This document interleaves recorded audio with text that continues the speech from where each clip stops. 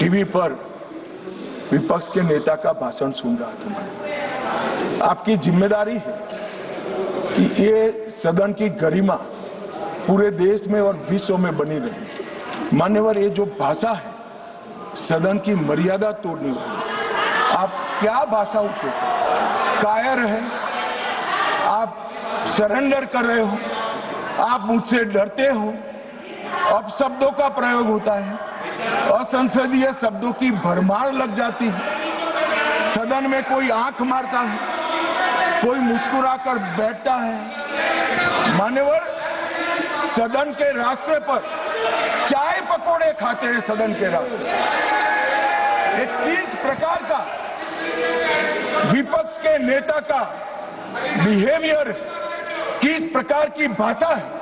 क्या वो समझते हैं कि ये भाषा को देश नहीं सुन रहा है? ये भाषा को देश सुन रहा है।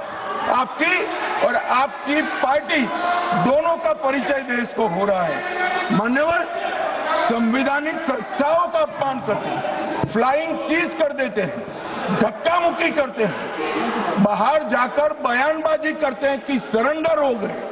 स्पीकर को बार बार रोकना पड़ता है और सत्र छोड़कर विदेश चले जाते हैं। मान्यवर, मैं इतना जरूर कहता हूं कि ये भाषाओं में तीव्रता से भावनाएं व्यक्त नहीं होती है।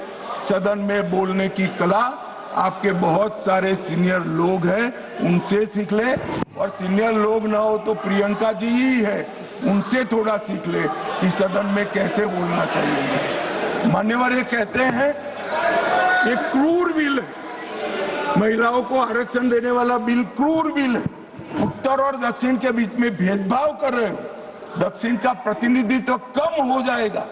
इतना कल समझाने के बाद भी अगर ये स्टेटमेंट आता है मान्यवर, तो मैं मानता हूं ये जानबूझकर दिया गया स्टेटमेंट है।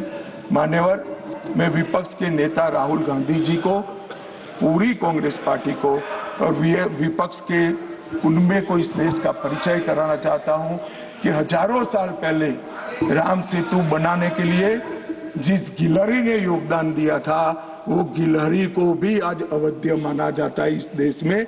इतना उपकार याद करती और हजारों साल के बाद भी हवन में हड्डियां डालने वाली ताड़का को भी याद रखा जाए।